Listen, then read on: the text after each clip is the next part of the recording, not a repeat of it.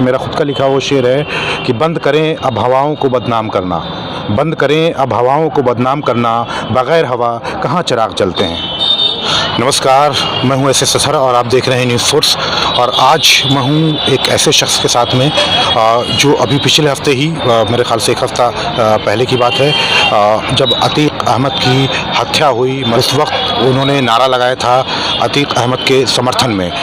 जी हाँ, मैं बात कर रहा हूँ रईस गजनवी के बारे में। आज हमारे साथ में रईस गजनवी और जो इस वक्त की मौजूदा जो सियासत है उस पर हम इनसे गुफ्तगू करने की कोशिश करेंगे। तो आइए बात करते हैं डायरेक्ट रईस गजनवी से।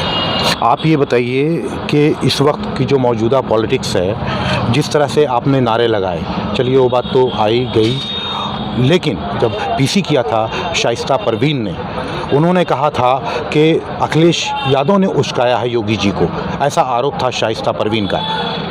आप क्या कहेंगे कि ये जो खेल है राजनीति का वोटों के चक्कर में, आज जो खास करके मुस्लिम समाज का जो वोट है पूरा अखिलेश यादव को जाएगा अगर चुनाव होता है, तो जो होता है, जो पिछला चुनाव भी आपने देखा है, तो उनको क्यों नहीं आप लोग गुनहगार ठहराया? उस पर आपने कोई टिप्पणी नहीं की, आपने उस पर कोई सवाल नहीं उठाया, क्यों? मैं लगातार अखिलेश यादव हूँ या मायावती हूँ, लगातार मैं बोलता रहा हूँ उनको कि जेल हम जाएं, बुलडोज़र हमारे घरों पे चले, गोली हमारे सीने पे चले, और जिनको हम वोट दे रहे हैं वो खामोश तमाशाई बने हुए हैं। तो मुसलमानों को सबसे पहले ये सोचना होगा कि आप लाखों डॉक्टर, इंजीनियर, ऑफिसर पैदा कर लें, आपका हक और इंसाफ तब तक नहीं मिल सकता है जब तक आप अपना एक रहनुमा न पैदा कर लें। मैं यही बोलना चाहता हूँ मुसलमानों से। आप अतीक अहमद की बात उठाते रहे, यहीं पे शहाबुद्दीन का मसला हुआ, क्योंकि शहाबुद्दीन के बारे में आप कुछ नहीं बोलते हैं। कल पुण्यतिथि थी, उस पर कोई आरजेडी ने कोई कार्यक्रम नहीं किया। सिवान में बहुत बड़ा कार्यक्रम हुआ और उनके जो समर्थक हैं शहाबुद्दीन, मरहूम शहाबुद्दीन के, कि हम खुद अपना कैंडिडेट खड़ा करके हम सिवान से लड़ेंगे, तो क्या कहेंगे उस पर, क्यों खामोश हैं? मैं शहाबुद्दीन साहब, आनंद मोहन पे भी आप चुप हैं? ना, आनंद मोहन से मेरा कोई मसला लेना देना नहीं है। जब बिल्किस बानो के गुनाहगारों को, जिसने 11 लोगों को हत्या कर हमला औरत के साथ रेप किया, उसको जब सरकार छोड़ सकती है, तो आनंद मोहन का तो बहुत छोटा सा गुनाह है मेरे नज़र में। एकदम ठीक किया है छोड़कर आनंद। आपके हिसाब से क्लीन चिट है आनंद? एकदम सही किया है। जब बिल्किस बानो के गुनाहगारों को फूल माला पहनाकर छोड़ा जाता है, मॉब लिंचिंग करने वालों को फूल माला पहनाकर छोड़ा जाता है, मैं तो माला पहनाऊंगा जाकर आनंद मोहन को, बधाई दूंगा। पक्का? कब जाएंगे आप, हमें बताइएगा। आपको बता के जाएंगे। अभी जो 2024 का चुनाव है, आप क्या देख रहे हैं? मंडल वर्सेस कमंडल होगा, या समाजवाद वर्सेस राष्ट्रवाद होगा, या कुछ और? क्योंकि बिहार चाणक्य की धरती है, आचार्य चाणक्य की धरती है, और अभी तक बिहार से कोई प्राइम मिनिस्टर नहीं हुआ है। तो किस तरीके से आप चीज़ों को देख रहे हैं आगे? 2024 का लोकसभा चुनाव जहर वर्सेस जहर होगा, और सुनते आए हैं कि जहर का काट जहर ही होता है। इसलिए जो अभी केंद्र में है, उससे ज़्यादा जहरीली जो पार्टी होगी वही उसको काट सकता है, नहीं तो कोई नहीं काट पाएगा। जैसा कि आपने कहा कि जहर को जहर ही काटता है, लेकिन ये क्या कम है कि आप इस जगह पे बैठ करके हम आराम से इंटरव्यू कर रहे हैं, आप अपनी बात रख रहे हैं, हम आपसे सवाल पूछ रहे हैं, तो लोकतंत्र में इससे बड़ी खूबसूरती और क्या हो सकती है सर? मैंने मुसलमानों के लिए अपनी ज़िंदगी दांव पे लगाया है। मैं टेस्ट करूंगा। मैं लोकसभा किशनगंज से लड़ने जाऊंगा, निर्दलीय। अच्छा, आप लड़ेंगे? क्या बात? लड़ेंगे। बहुत बड़ी बात आप बता रहे हैं कि आप चुनाव लड़ेंगे। हाँ, किशनगंज से, क्योंकि मुझे मुसलमान ही वोट देगा, और जिस तरह से वो कहते हैं कि मुझे मुसलमानों का वोट नहीं चाहिए, उसी तरह से मैं कहता हूं कि मुझे गैर मुस्लिमों का वोट नहीं चाहिए। और बिहार में सिर्फ एक ही सीट है जहां से मुसलमान मुझे जिता के लोकसभा भेज सकता है, वो किशनगंज है। उस किशनगंज के MP MLA, चाहे वो ओवैसी साहब के MLA हो, चाहे कांग्रेस का MP हो, कोई मुसलमानों के किसी मसले पर लड़ने नहीं आया। गजनवी अपने ज़िंदगी को दांव पे लगा के लड़ रहा है और लड़ता रहेगा और टेस्ट करेगा कि जिसके लिए मैं लड़ रहा हूं वो मुझसे कितना मोहब्बत करते हैं। वो मुझे किशनगंज से लोकसभा जिताकर उस दिल्ली भेजते हैं, तो मैं पटना अभी हिल रहा है, दिल्ली को हिला दूंगा। इंसाफ मुसलमानों के लिए लेके रहूँगा और जुल्म को ख़त्म करके रहूँगा। आप ये बताइए, आपने जब बात छेड़ी थी, सिंबल क्या रहेगा आपका? मैं निर्दलीय लड़ूंगा, किसी पार्टी कोई अगर टिकट दे तो? कोई ऐसी पार्टी नहीं है इस लायक कि जिसके टिकट पे मैं लड़ूं। मैं निर्दलीय लड़ूंगा, किसी भी कोई भी ऑफर करे मैं उसका कबूल नहीं करेगा, क्योंकि मुझे यकीन है जिधर गजनवी जाएगा उधर बिहार का मुसलमान क्या है, पूरे हिंदुस्तान का मुसलमान जाएगा। दर्शकों को भी पता चले कि आपकी विचारधारा क्या है, आप क्या सोच रहे हैं राजनीति में, क्या आप राजनीति में आप रहे हैं। मैं पॉलिटिकल एक्टिविस्ट तो हैं आपकी बातों से तो समझ में आता है, तो इससे पहले कहाँ रहे और आगे आपका क्या प्लान है, और क्या एक रोड मैप तो आप लोग दीजिए ना। अगर आप लोग इंटेलेक्चुअल हैं, राजनीति में जो आप एक्टिव हैं, आप पोस्ट आपका मैं देखता हूँ, तो कम से कम कुछ एक रोड मैप दीजिए डेवलपमेंट का, एक रोड मैप दीजिए ताकि आपसी भाईचारा बढ़े, एक रोड मैप दीजिए कि कौम को भी उसी तरह से हिस्सेदारी मिले। मैं LJP में रहा, RJD में रहा, एज ए RJD का प्रदेश महासचिव और प्रवक्ता भी रहा, LJP का प्रदेश का प्रवक्ता रहा, JDU में भी काफ़ी मेरा घनिष्ठ संबंध था नीतीश जी से।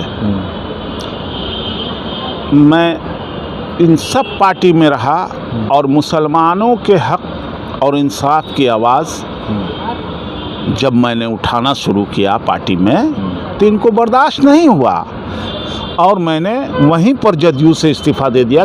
किस तरीके से अपने जो राजनीतिक फ्यूचर है आपका, उसको किस तरीके से आप देख रहे हैं? मैंने अभी ऐसा कुछ तय नहीं किया है, लोगों से बात कर रहा हूँ। मैंने मुसलमानों के लिए 25 बरस से लड़ाई लड़ी है और आज जब अतीक अहमद का, शहीद अतीक अहमद, अभी भी आप शहीद बोल रहे हैं? शहीद बोला है और लाख बार बोलेंगे, क्योंकि मैंने उलमा से फतवा लिया है। वो रोज़े के हालत में उसको अपराधियों के द्वारा गोली मरवा दिया गया, अगर कोर्ट उसको फांसी दे देती तो मैं शहीद नहीं बोलता। लेकिन उसको जांच तो हो रही है ना, कानून पे थोड़ा इंतज़ार तो कीजिए। नहीं, शहीद घोषित करने से पहले इंतज़ार कीजिए ना। वो शहीद, जांच हो रही है, उसकी हत्या की ना जांच हो रही है। वो तो शहीद हो गया, पूरी दुनिया के मुसलमानों के नज़रों में वो शहीद हुआ, क्योंकि रमज़ान के महीने में रोज़े की हालत में उसको अपराधियों के ज़रिए गोली मरवा दी। कैसे माफिया आप मीडिया वाले बोलते हैं उसको, कैसे डॉन आप बोलते हैं? कौन सा कोर्ट ने उसको माफिया डॉन गैंगस्टर कहा था? लेकिन कई केस थे ना उसमें, उसी केस में वो जेल में थे ना। केस तो योगी जी पर भी था, केस तो वहाँ 50-60 बड़े उनको आजीवन कारावास हुई थी। आजीवन कारावास हुई थी, तो हम लोगों ने तो विरोध नहीं किया था। कोर्ट का मामला था, आजीवन कारावास हुई, फांसी हो जाती तब भी हम विरोध नहीं करते हैं। लेकिन जिस तरीके से उनकी हत्या की गई उसका विरोध मैंने किया है और करता रहूँगा। आप इंसाफ क्या मिलेगा? कोर्ट की जुडिशियरी कस्टडी में हत्या हो जाती है। कोर्ट केस में नहीं हुई सर, कोर्ट के जुडिशियरी कस्टडी में वो थे, उनको रिमांड, पुलिस कोर्ट ने दिया था जुडिशियरी कस्टडी में रिमांड पर। हाँ बिल्कुल दिया था, लेकिन तो पुलिस ने लीक कर दिया था कोर्ट में, सुरक्षा की जिम्मेदारी लिया था पुलिस ने। तो कोर्ट, पुलिस, मीडिया के भेष में आप बताइए कि लोकल मीडिया जो है, जब कहीं आप जाते हैं कुछ कवरेज करने, तो आप एक दूसरे को पहचानते होंगे। बिल्कुल पहचानते हैं। वो 3 लड़का घंटों घूमता रहा, किसी ने उसको टोका नहीं, तो मुझे मीडिया पर भी शक है उसकी हत्या में शामिल होने का। अब ठीक है, वो जो चैप्टर था, अब मुझे लगता है कि इस चैप्टर को यहीं बंद कर देना चाहिए, क्योंकि जांच चल रही है तो उस पर कोर्ट में मसला है, तो उस पर बात करने का हमें जो है, जब कोर्ट के पाले में है तो हमें उस पर अभी नहीं बोलना चाहिए। नहीं, बोलेंगे, आखिरी सांस तक बोलेंगे जुल्म के खिलाफ।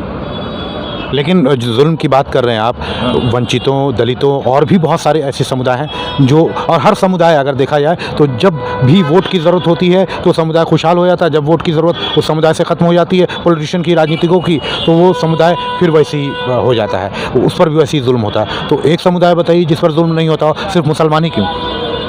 मुसलमानों को टारगेट किया जा रहा है, स्पॉन्सर टारगेट है मुसलमानों के लिए। दलित भाइयों के लिए, पिछड़ों भाइयों के लिए स्पॉन्सर नहीं है। उनको, उनके लिए बोलने वाले, लड़ने वाले हज़ारों हैं। मुसलमानों के लिए लड़ने वाले कोई नहीं है। सब तलवार चाट रहे हैं अपने आकाओं के कि मुझे कुछ मिल जाए। मैं बिना किसी मुफाद के, बिना कोई ओहदा के चाह के लड़ता रहा हूँ, लड़ता रहूँगा, सच के लिए लड़ता रहूँगा, जुल्म के ख़िलाफ़ लड़ता ही रहूँगा। अभी जो गोदी मीडिया है, गोदी मीडिया लगातार जिस तरह से कवर करता रहा, अगर क्रोनोलॉजी अगर उसकी देखी जाए तो आपको क्या लगता है? मैं आपसे जानना चाहता हूँ, पहले मीडिया चलाता है, फिर उसके बाद फिर वही चीज़ होती है, फिर मीडिया चलाता है, फिर वही चीज़ होती है, फिर मीडिया ट्रायल चलता है, फिर वही चीज़ होती है, क्या आपको लगता है? मीडिया से परसेप्शन तैयार किया जाता है। मीडिया में चलवा के पहले से पब्लिक का माइंड मेकअप करा दिया जाता है कि अब ये होगा, अब वो होता है। ये क्लियर है, भारत के साथ एक एक आवाम जानता है कि मीडिया बिकी भी है। नहीं, सारी मीडिया नहीं, जो लोग हैं वो अपना चैनल बना के लड़ रहे हैं। सबको निकाल दिया गया, रवीश कुमार से लेके अजीत अंजुम से लेके प्रसून वाजपेयी से लेके सबको चैनल से छुट्टी कर दिया गया। वो लोग तो अपना चैनल बना के लड़ रहे हैं। उनको भारत की सेकुलर जनता सलाम करती है, जो इस दौर में, सबसे मुश्किल दौर में, जब चारों तरफ नफरत फैला हुआ है, तो वो लड़ रहे हैं। अभी जो ओवैसी साहब भी तो लड़ रहे हैं, लेकिन ख़ुद मुस्लिम समाज उनको एक्सेप्ट नहीं कर रहा, सबसे पहली चीज़। दूसरी चीज़, उनके ऊपर में आरोप भी है कि वो किसी के एजेंट हैं। क्या कहेंगे आप? मैं एजेंट नहीं मानता हूँ। मैं ये नहीं कहूँगा कि वो अपनी सियासत कर रहे हैं, लेकिन सियासत में भी मुसलमानों को रहना चाहिए। लेकिन मैं उस आदमी का समर्थन नहीं कर सकता जो ये कहे कि 15 मिनट के लिए पुलिस हटा दो, हिंदुओं को सबक सिखा देंगे। तो गलत बयान था ना वो अकबर ओवैसी का? बिल्कुल गलत बयान था। देश का हिंदू सेकुलर है।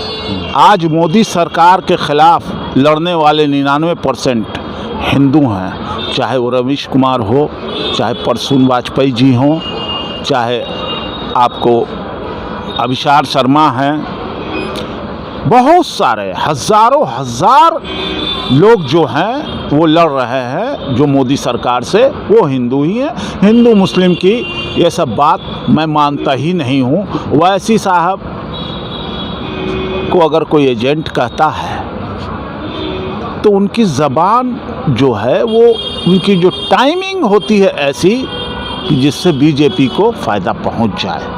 क्या आपका इशारा ये कि जब भी, जैसे कि अतीक अहमद के बेटे का जब इनकाउंटर हुआ था, उसके बाद उन्होंने आवाज़ उठाई, उससे पहले आवाज़ नहीं उठाई? अतीक अहमद की जब हत्या हो गई तब उन्होंने आवाज़ उठाई, जो भी रखी अपनी बात उन्होंने रखी, उसके बाद बात रखी, उससे पहले क्यों नहीं आवाज़ उठाते? ओवैसी साहब जो हैं वो कभी भी सड़क पे, पूरे हिंदुस्तान में उनकी पार्टी ने कभी भी मुसलमानों के मसले पर सड़क पर उतर के विरोध नहीं किया है। इंसान का दिल आप अपने किरदार से बदल सकते हैं, भाषण से नहीं बदल सकते हैं। तो उनका जो वो सिर्फ बयानबाजी करते हैं। कभी आज तक उन्होंने मुसलमानों की एक मीटिंग नहीं बुलाई है। मुसलमान बुद्धिजीवियों की, मुसलमान सियासी और समाजी वर्करों की, मजहबी तंजीमों की पटना में एक बोर्ड नहीं है, बिहार में एक जलसा नहीं उन्होंने किया। आज तक बिहार में उन्होंने एक मुसलमानों के मसला पर धरना नहीं दिया है। बिहार में 3 साल से अल्पसंख्यक आयोग भंग है, मदरसा बोर्ड भंग है, उर्दू एडवाइजरी बोर्ड भंग है, उर्दू एकेडमी भंग है। कहाँ उनकी आवाज़ है? मैं लगातार उठाता रहा हूँ आवाज़, लेकिन उन्होंने कभी भी आज तक इन सारे मसलों पे आवाज़ नहीं उठाया, सिर्फ बयानबाजी करते हैं। कभी भी उन्होंने एक भी सड़क पर आके आंदोलन नहीं किया है, उनके पार्टी का एक वर्कर भी सड़क पे नहीं उतरा है, सिर्फ बयानबाजी है उनका। इसलिए मुसलमान उनको अपना रहनुमा नहीं मानता है। मुसलमानों के लिए क्या आपको लगता है कि पहले जो होता था कि सियासतदान सियासत करता था, इमाम जो है इमामत करते थे, अब जो है इमामत भी सियासत कर रही है और सियासतदान जो है वो पीछे हट से चले गए। अगर ख़ास करके मैं मुस्लिम समाज की बात करूं तो क्या ये आपको प्रॉब्लम लगता है? बहुत बड़ा प्रॉब्लम है ये। आज पहले जिनके एक फ़ोन पे सियासत में मिल जाती थी मुसलमानों को हिस्सेदारी, अब वो करने लगे हुक्मरानों की दरबारी, अपने लिए करने लगे। जब आप अपने ही मुफाद में अंधे हो गए तो आवाम को तो कुछ मिलने ही का नहीं है।